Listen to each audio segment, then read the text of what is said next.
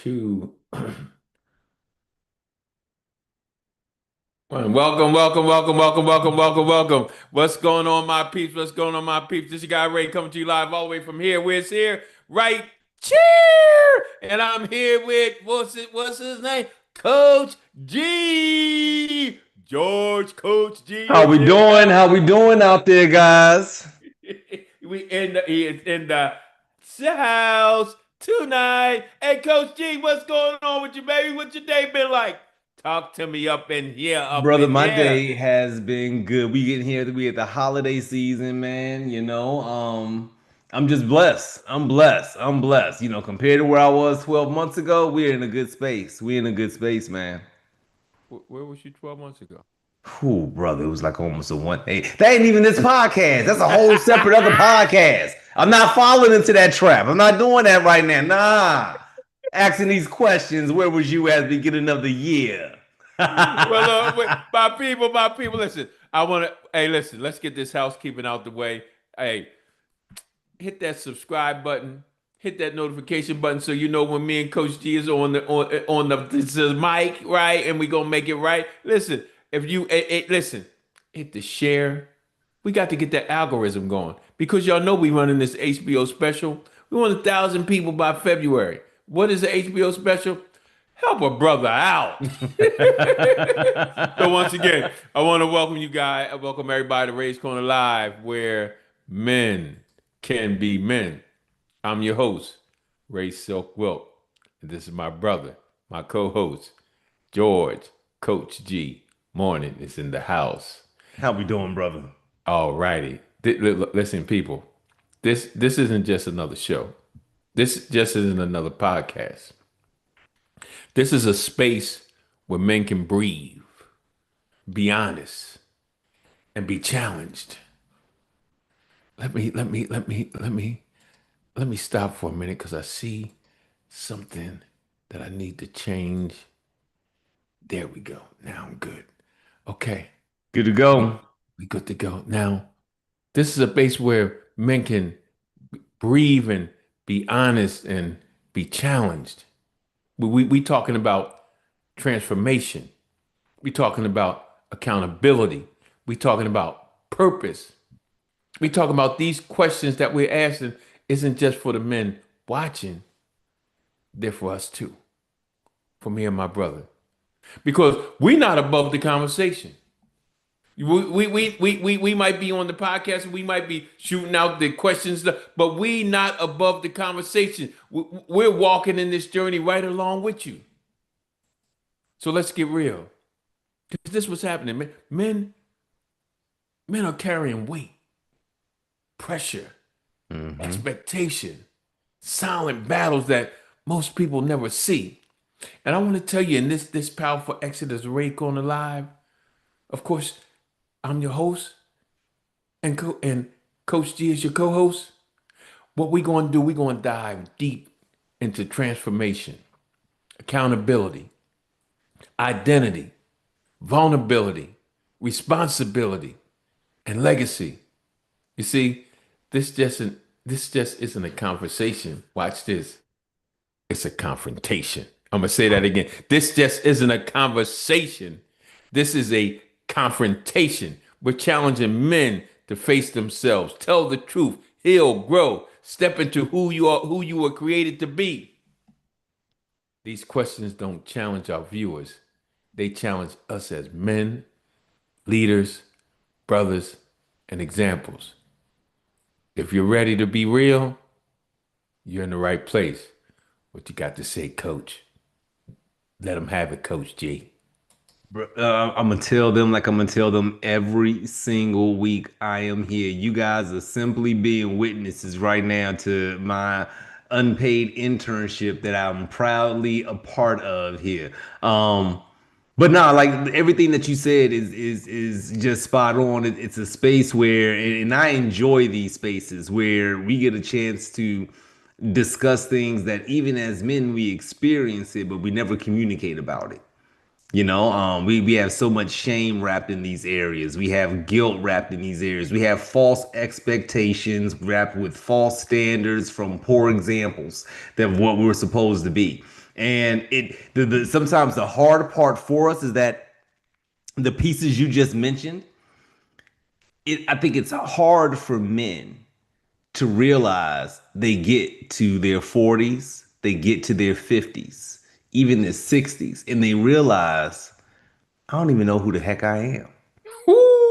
Like, I Woo! don't know what I know that I'm a dad. I got that part down. I know that I'm a husband. All right, cool. Maybe even a grandpa. Cool. I'm a career guy. Got it. I'm all of these roles, but I don't know who the heck I am. I don't know what my actual identity is. And then when you throw on the layers of identity that are thrown to us and given to us just about our culture, about our upbringing, about any experiences, because now we got to add on to that oh yeah, plus I'm not just the dad or the husband or the career guy, but I'm also black. Yeah, don't forget that's my identity as well. I'm an addict in recovery. That's my identity as well. And I'm a man. Hear me roar.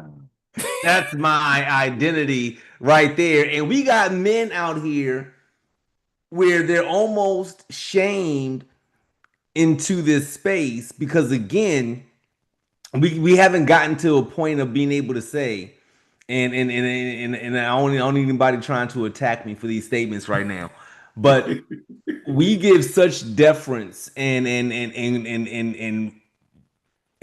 width to the definitions that we provide for children. Now if you think about it, if you're a parent, you've looked at your child and said, "What? You could be whatever you want to be."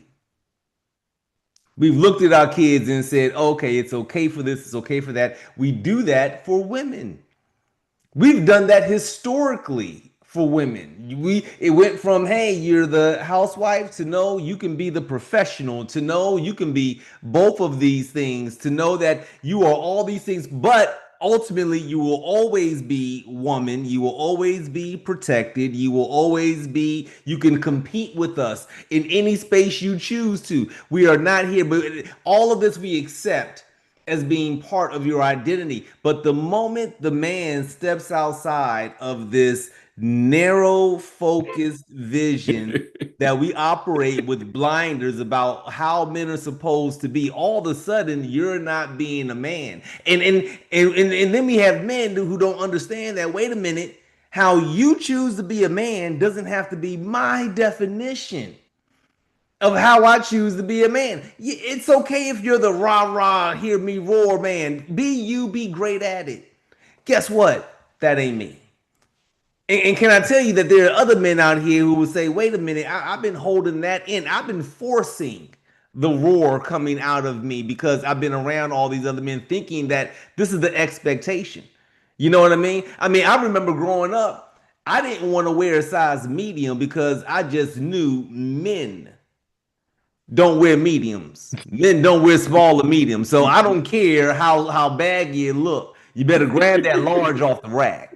That's what I knew about being a man. So when we get into this conversation, man, it's going to be a great conversation, and I'm always excited because I believe that God gives us each experiences not just for our own personal growth, but so that we what we pull out of ourselves, somebody else can hear. You know, they say that's the best gift of recovery. Not that how my life in recovery has changed, but I was able to give this gift away. So by being able to have this kind of conversation here and being able to have these transparent conversations, as much as it's good for me and for you, this is really for the guy that's watching this right now, somewhere with headphones on, quietly, because they don't want to admit that I'm not like the rest of these guys back here right now. So they're gonna need to hear this to be able to get some affirmation, some confidence that it is okay for me to be me. Like I'm not the guy that goes to the gym 18 hours a day. It is okay for me to be me. I am not the guy who wants to be out here running the streets because they, stamping me, marking my territory everywhere I go. It's okay to be me. So we got some good work here, man. We got some work to cover today, brother. I'm excited Hey, for it. I'm excited for it, man. amen, amen. I'm telling you, this gonna get. Listen, hey, listen.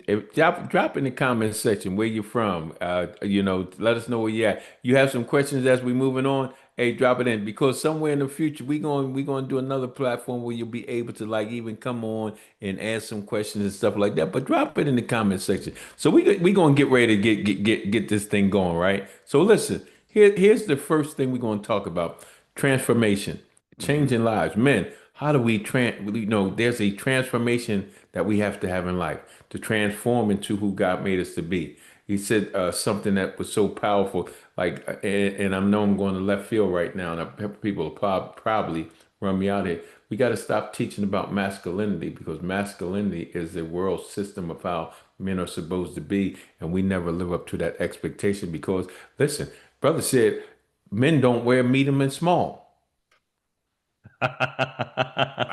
My uncle told me men don't carry out umbrellas. And I believed that all the way up almost to high Oh, school until when I almost got pneumonia because I wouldn't carry an umbrella. So listen, let me ask this first question. I, it's like we talking transformation. Brother George, since ain't nobody else I mean, in front of me, it might be, it's other people like out there, but since I'm talking to you, let me ask you the question because we said we're not above the conversation. What part of your life are you still running from instead of facing, and what has it cost you? And I'm answering after you. So even though I'm asking him, I'm asking me, and I'm asking you, brothers, drop something hmm in the comment section. But talk to me, George.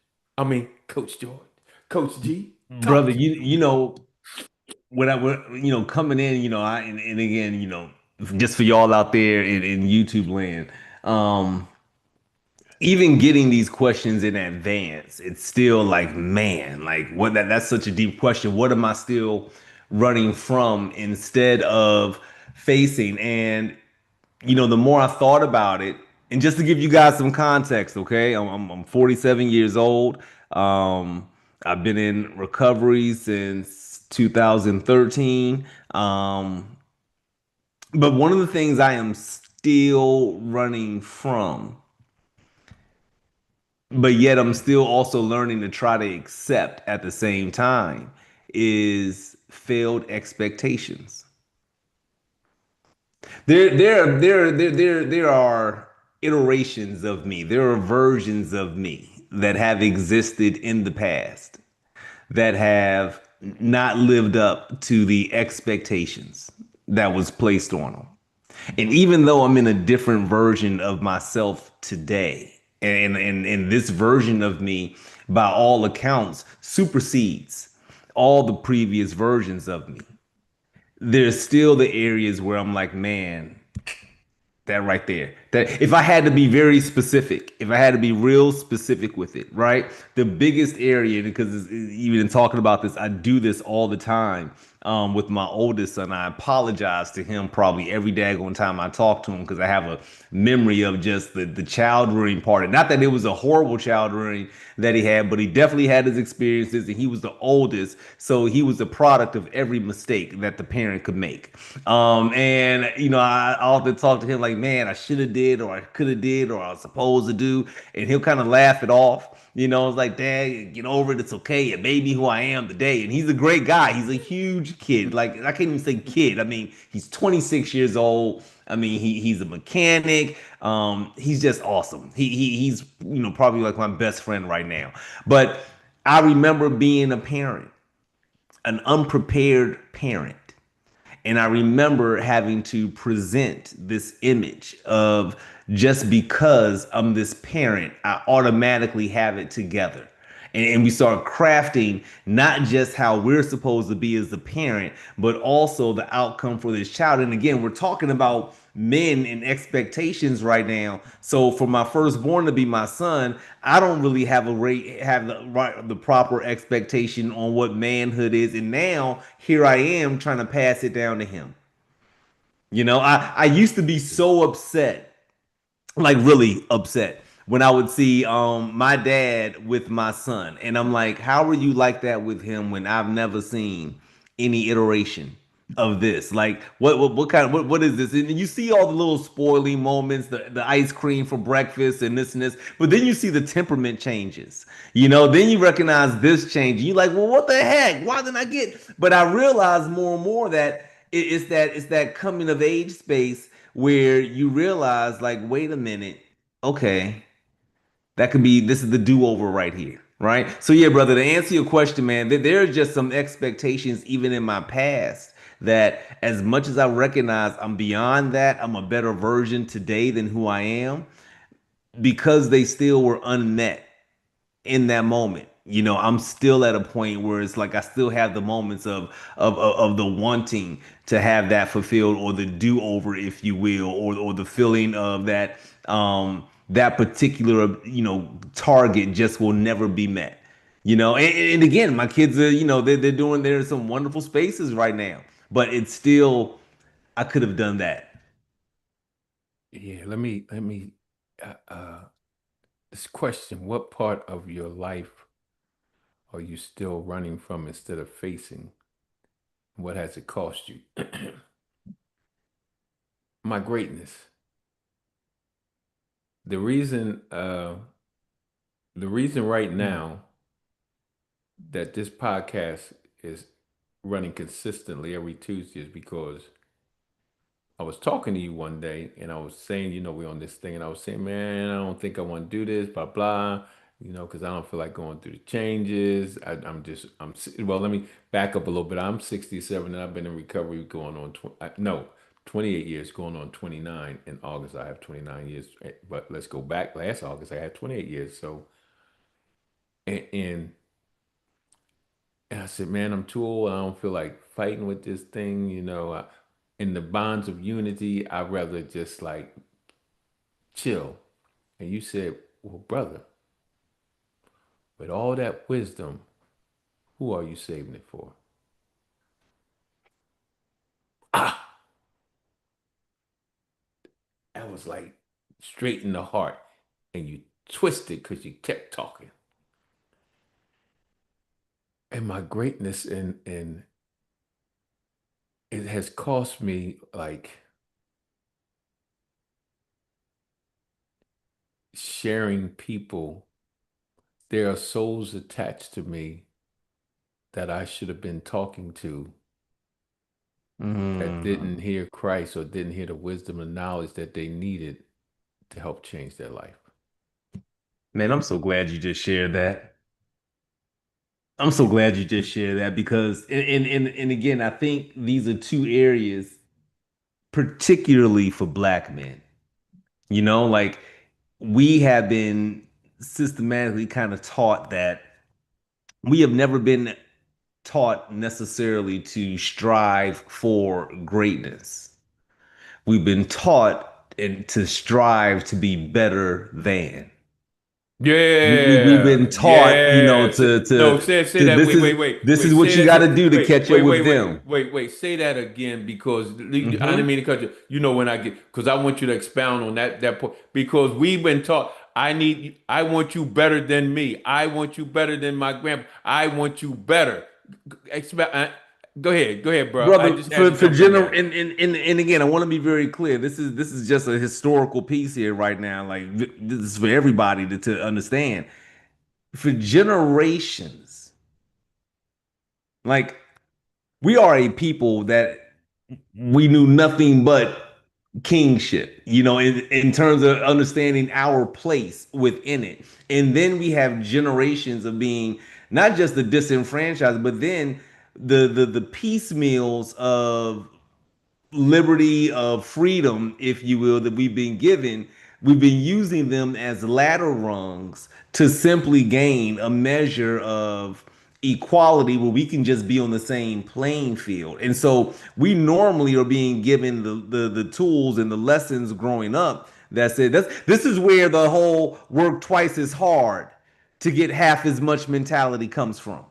Right? Again, we're told to work hard, we're told to be better than, and it's better than everybody, right? It's to be better than the parents, be better than the grandparents because of their struggle, be better than the Joneses next door, be better than white counterparts you're going to come across while you're out here. And I love that we're talking about this right now because in all of that, we never get told, go be great. Because when we do choose to go be great, someone looks at our greatness and says, nah, that ain't it. That ain't it. We have a preconceived idea of what it is. I told this story, and I won't go too. I won't make this too long. But I just got done telling you about my oldest son when he was about 7 or 8 years old. I said, "What do you want to be?" This boy looked at me and said he wanted to be an engineer. I said, okay. Now I walked away nodding my head because the boy ain't that good at math. And I said, at last I checked, you need to be pretty good at math in order to be an engineer. I'd follow up with him. I said, so what kind of engineer do you want to be? He says to me, mechanical engineer. So my mind has already crafted what this is supposed to look like for him, the track he's supposed to take. So in my mind, it's like, oh, okay, yeah, got it. You got to get out of high school, get you into college. There's grad school, this and this. He never took to college. He never took to college. We tried to push him into every single thing we could. Push him so much he ran from home, went to a whole other state to go try to do college there. That didn't work out for him. We was about to have him go into the Navy, right? Last resort, Navy, right? And he messed around and called me, and he says, "Dad, I just got into this mechanic school." I said, okay, now I just told you the boy in school ain't really been the thing now. He gets into mechanic school. Then I start getting a couple phone calls a few weeks later. Dad, I'm actually number two in my class in this. Dad, I'm now number one in my class in this. Dad, the guys that was one and two, they quit. It's just me. I'm now number one in this, and this. This is the first time ever I've heard my son excited about school. Of course, he graduates. He's off. My son is out here fixing Amazon fleet trucks at 2, 3 o'clock in the morning out here in Delaware. And we this past summer we was together, and I'm talking all this stuff, and I'm telling him how proud he is, and it dawns on me. Wait a minute, you're a mechanic. You a freaking mechanical engineer. Like you actually did, like you said in your greatness. That's what we're talking about right now. He told me how he was going to be great. But because I didn't know what that looked like, number one, and I had a preconceived idea in my head of how this greatness is supposed to manifest, it took him 7 years delay. Like I literally looked at the time of it. And I said from 18 until 24, we have been doing nothing but pushing you into school, and you've been hitting it with your head into a brick wall every single time. You jump into a 6 month mechanic program and you knock it out the park. You could have been here already. But me and your mama had this other vision of what your greatness was supposed to look like. And this is why I'm so glad we're actually having this conversation because in the same breath of advocating for his greatness, you're also in this podcast helped me to understand this is how we also start breaking these little generational curses of these unmet expectations. So now my son doesn't have to go around thinking like somehow he done failed because he's the one person that didn't go to college. You know what I mean? I did college, dad did college, grandpa did college, mom did college, and here we go with him. And now it's like there are no unmet expectations. You had to find your way of your own greatness, man. So that is I'm just glad that you spoke on that because I think so many other black men need to hear that. Like, this isn't about you finding a way to listen to this to be motivated to be better than the next man. Brother, go be great all by yourself in your own greatness. Stop running from that. And here's the thing, and what your son found out. And what I just found out was he stopped running from I don't care.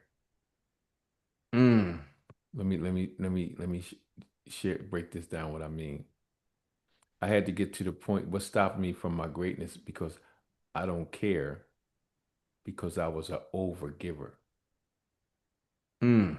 I was giving, I was giving and giving. I would be tired and I would be tired and I'd be thirsty and tired, Yeah. and a person will still ask me to give them water. Yep. And we do it. And I'm at a place like, and I'm not saying I don't care in a negative sense. I'm saying that I don't care in a positive sense. I have to stop caring so much about everything else and not caring about me. Mm-hmm. And I was running from caring about me. I was running from like, what would they think? I was running from the fact that everybody depended on me, but I could not depend on anyone. I had to, I was running from like, since I'm tired, I'm so tired, right? I'm running from the fact that I'm still answering your calls when you really never answer mine. Mm-hmm. Watch this. And this was so powerful before this podcast, right? And I don't know, it led right into what I was thinking. I was like, man, you know what? 2026, I ain't supporting nobody because nobody's supporting me. Nobody's supporting Ray's Corner Live. Out of all the people I know, man, I just went through this like right before I got on here. I was like, man, I'm not supporting one person for nothing. And this is where I was at, right? And when I felt that way, it's like, okay, I'm good. Why?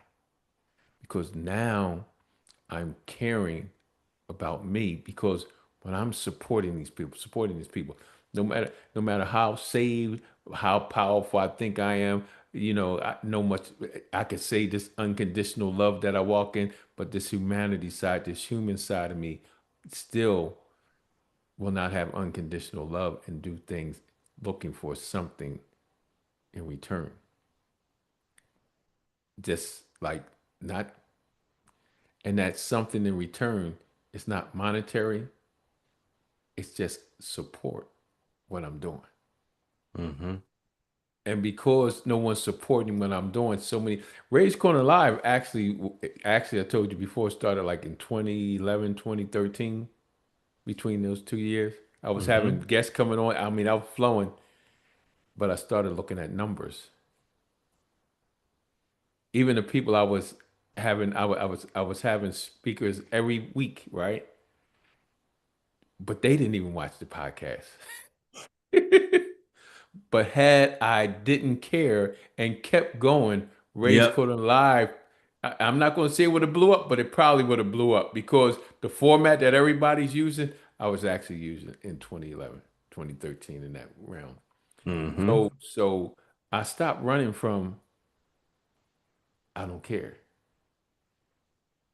I stopped running from that because it has cost me a whole lot, right? So, when I think about the whole process, like I did a podcast on no more passes and uh, know your value, which I had to pray before I did it because some of the stuff I was going to say is like cut this. It's like, but what I realized is this: even to today, I will never talk on Ray's Corner Live. I'm only going to talk about stuff that I removed the beam from my eye. And then I can talk about the speck in yours. If I Mm-hmm. still got that beam, I promise you, you won't hear me in that conversation. You might come up with something and you're free from it. And I got that beam, I'll be like, brother, I can't touch that. I'm not running from not knowing. I'm not running from my shortcomings. I'm not running from my character defects anymore because it cost me so many different things in life. And what the reality is, God is not intimidated of my character defects or shortcomings. He don't care. He still has a purpose and plan for my life and a destiny that's already been waiting for me. Hmm. So when I look at that, like running, that cost me, like I'm at a place where I don't give a care, right? And it's not in an arrogant place. It's not in the church place. It's not in an angry place. It's not because people don't support. Because I really just examine myself and I ask God to search me. And if there's any darkness in what I'm saying, don't allow me to say it. But I'm saying it from a place where people who are listening to me, who are going through the exact same thing, we over giving. We're doing this for this person. We're doing that for this person. We're doing this and we're doing this and we're doing that. And we're getting tired and we're getting tired and we're getting tired. But we keep running and we keep running and we keep running and we're getting frustrated and we're getting frustrated and we're getting frustrated and we're getting frustrated because we believe no one's listening to us. No one's hearing us say we're tired. Because when we say we're tired, guess what what the person's response is? Well, everybody go through something. When I hear that, what I hear is what you're going through is ain't it's not important to me for me to deal with you. So yeah, those were the things that I was running from Hmm. that have caught up with me, that's established in me. You know what I'm saying? So I believe your son got to that point when it came to I don't care what people think. I'm gonna be a mechanic. But you know, the good part about that is that in that same when you get to that space, and this kind of segues into your next point here, that's when you start actually knowing who you are identity wise, and it's not about the knowing of what my new role or label is that I just acquired, right? But now you have a better understanding of exactly who you are from a core space, like how that gets displayed externally. That's how you maintain your roles and your labels, right? But when you start getting to a point where you mention that I don't care, well, that's when your identity becomes that of resilience.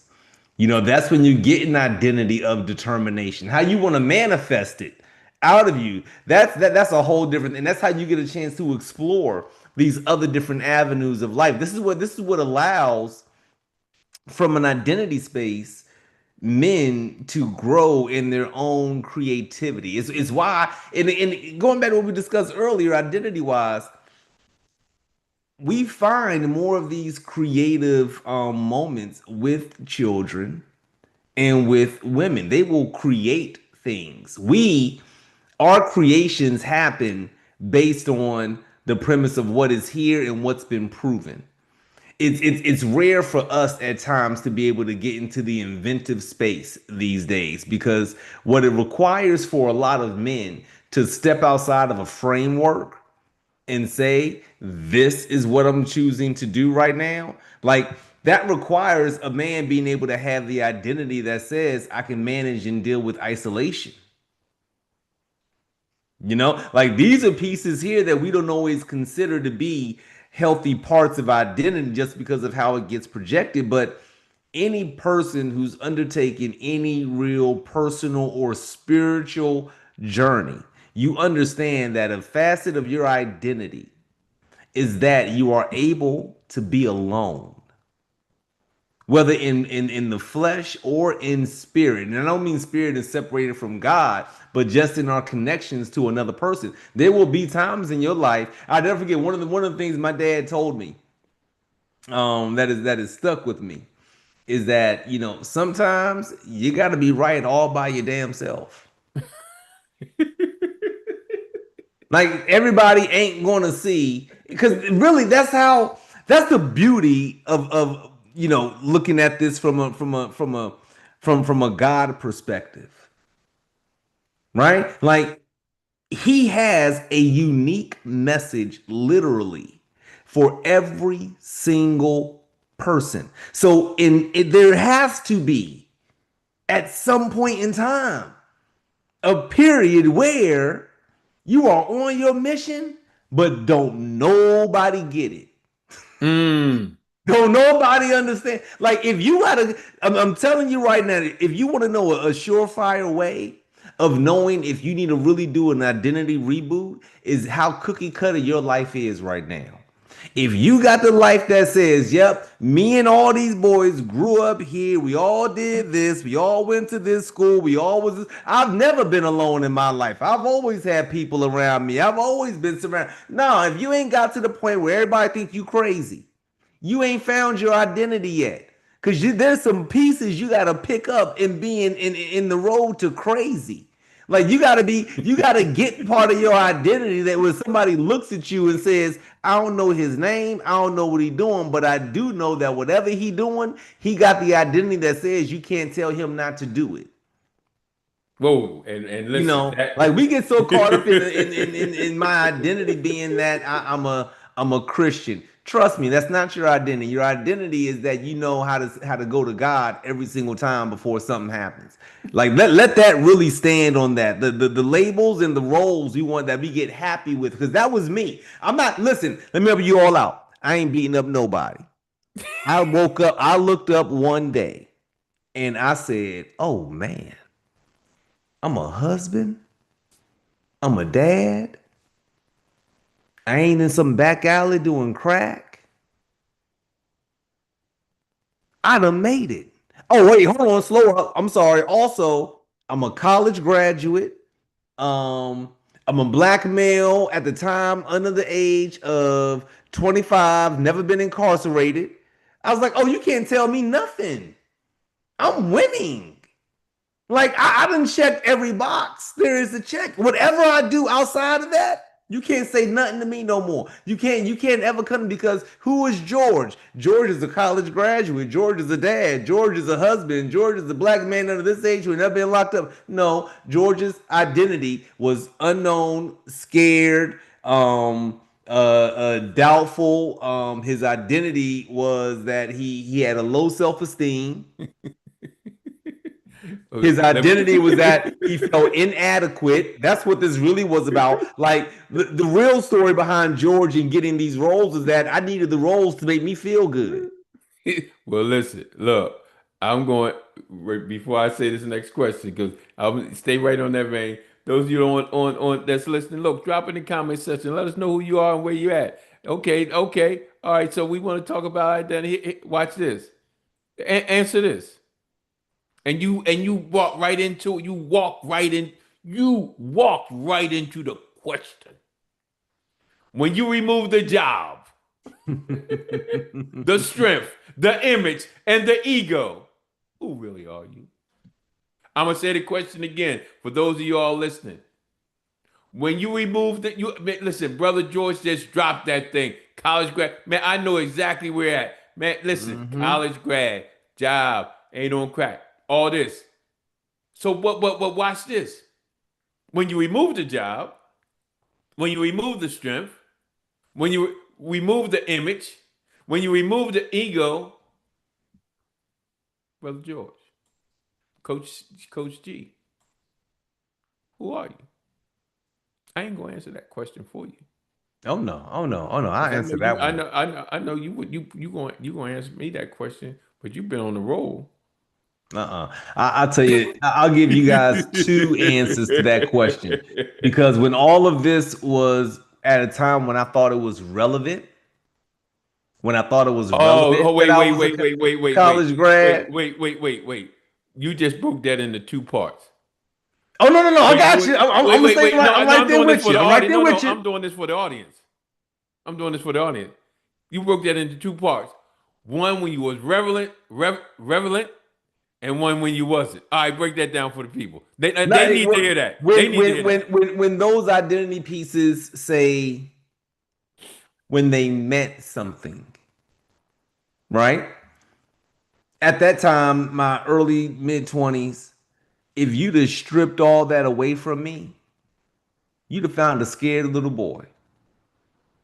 I'd have been cuddled. I'd have been curled up in the fetal position, figuratively and literally. That's exactly, if you'd have stripped all that away from me, you'd have seen a scared little boy who was afraid to look at his shadow, who thought that he was the most inadequate person on the planet without the roles, without the drugs, without the drinking. You strip all that away from me, you get a scared little boy. The beauty of life in this process is that eventually, guess what happens? All that got stripped away from me. I lost the home, lost the car, lost the family, lost the job, lost health.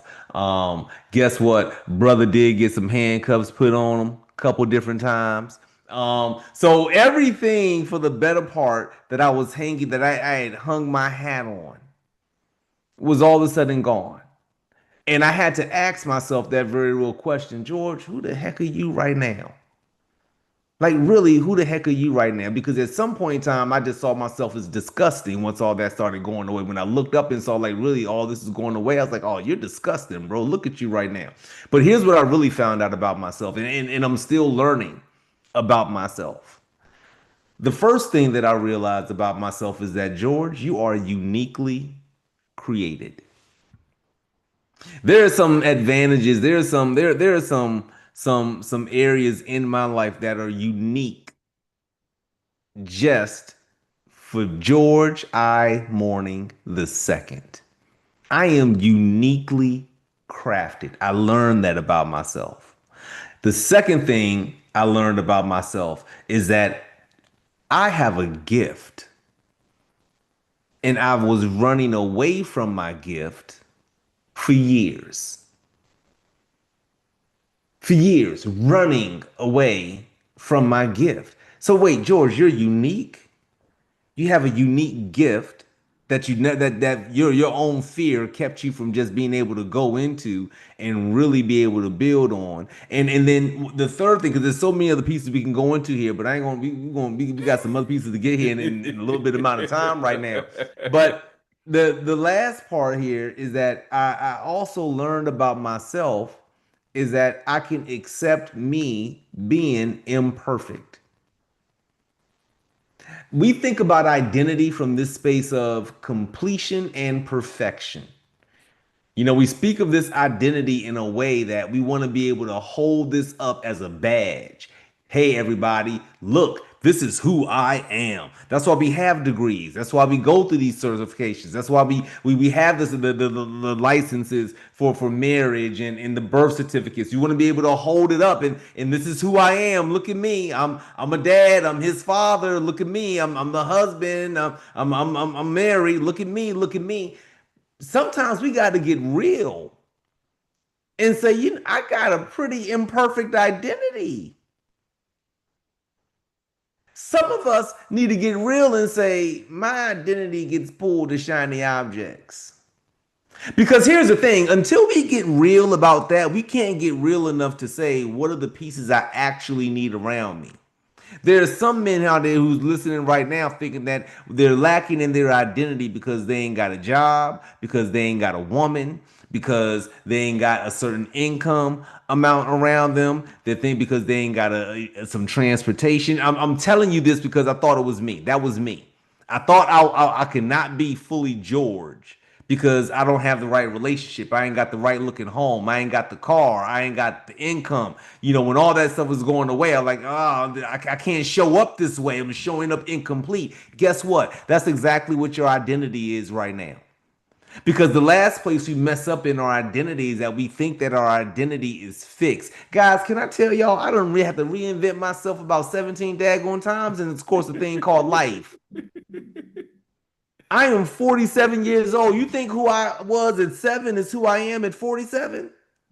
You think who I was at 17 is who I was at 47? Who I was at 27, 37? I'm here. My identity, the identity has been fluid until I get to my truest source. I'm still trying to get there. So every time I turn around, yes, I'm gonna learn something new. And guess what? I'm gonna be like, wait a minute.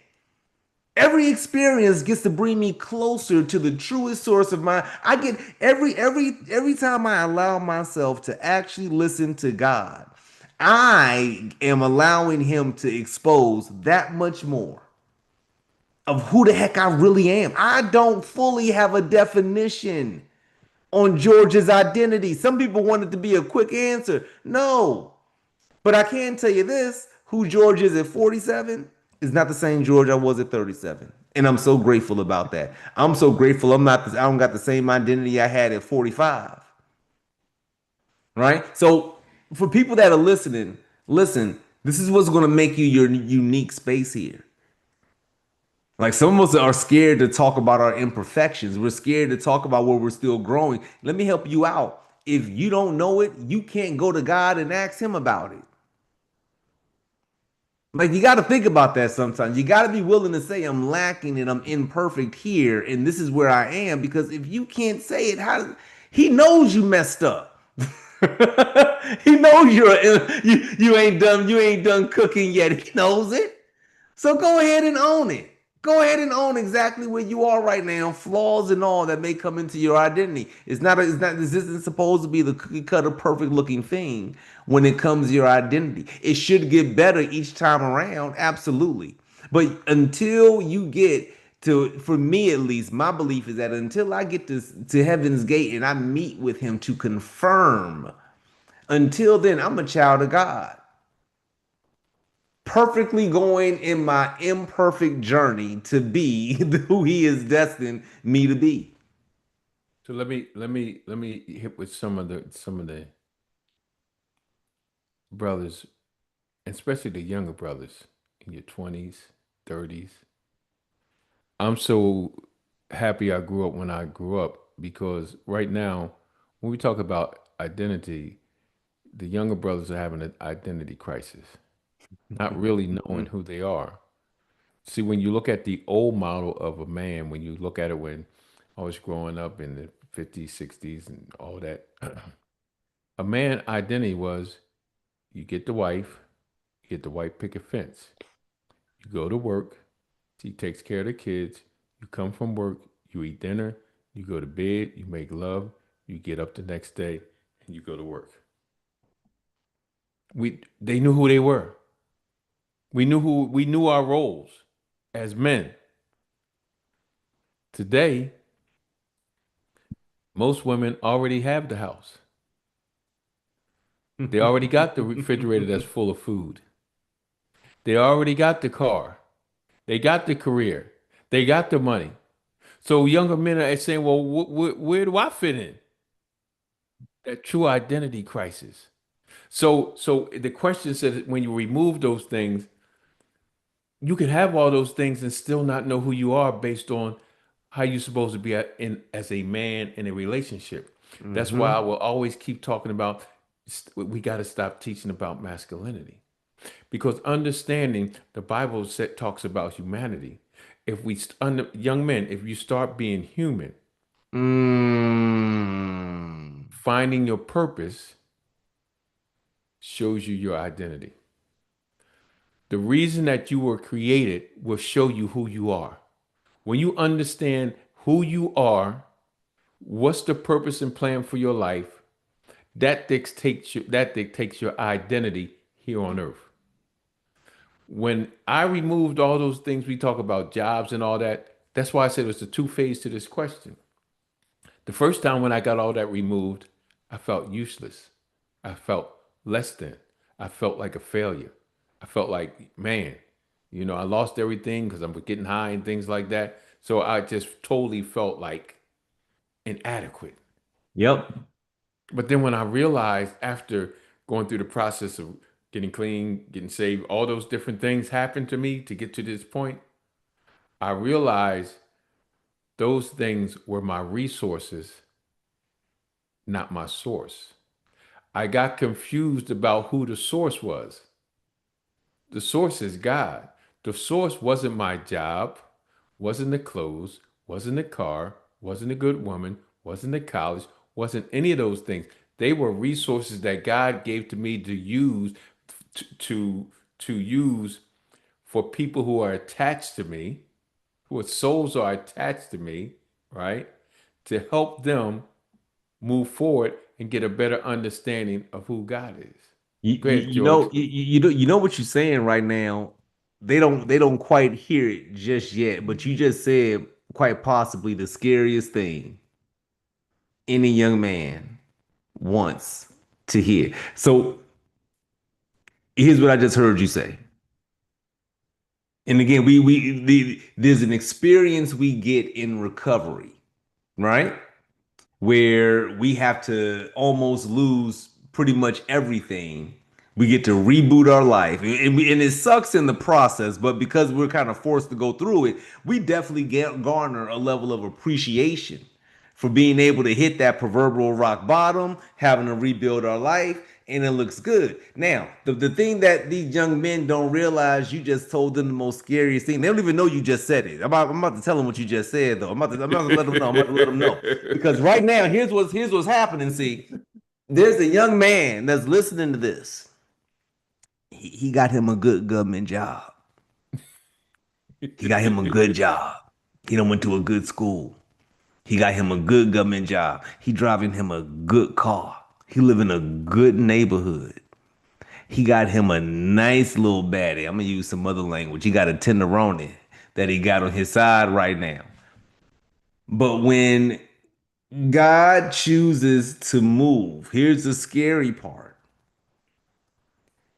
We will sometimes understand that now that once I kind of get to the part of letting him do this and the real identity search begins, it's shifting away from what I thought I might have needed. Now, men, don't get scared. This ain't for everybody. This not doesn't mean everybody's gonna have to change their job. Doesn't mean that everybody gets rid of the bad. It don't mean that everybody might have to leave their neighborhood. But it does mean though that it is so difficult for men who have spent so much time trying to acquire the things that we are told to acquire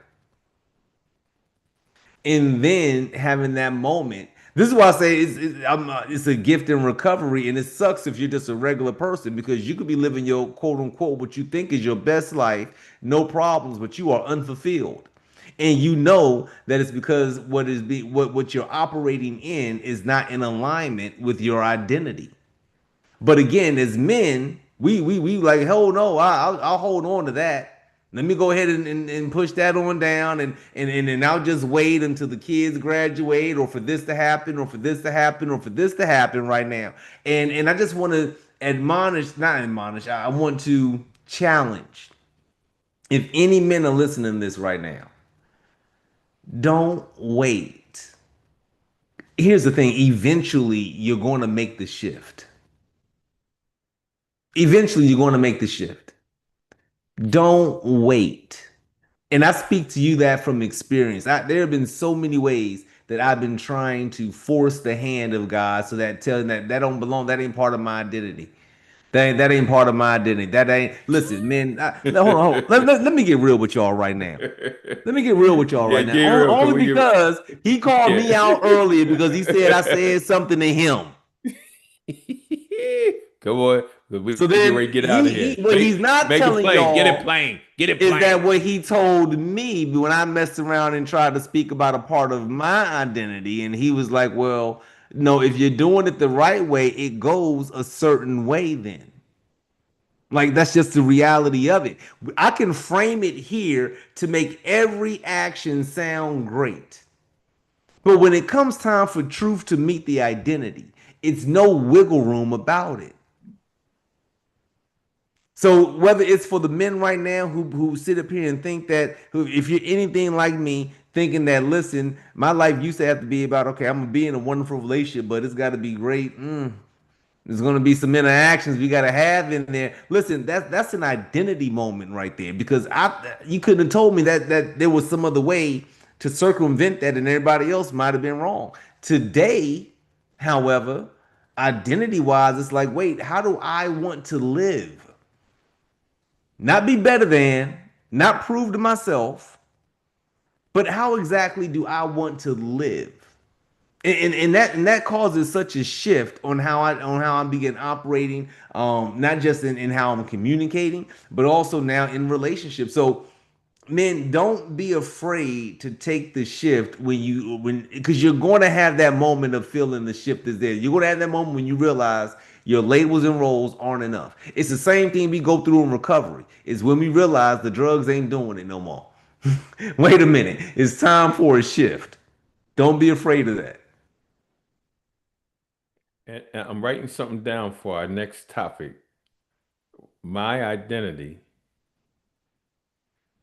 How does vulnerability and transparency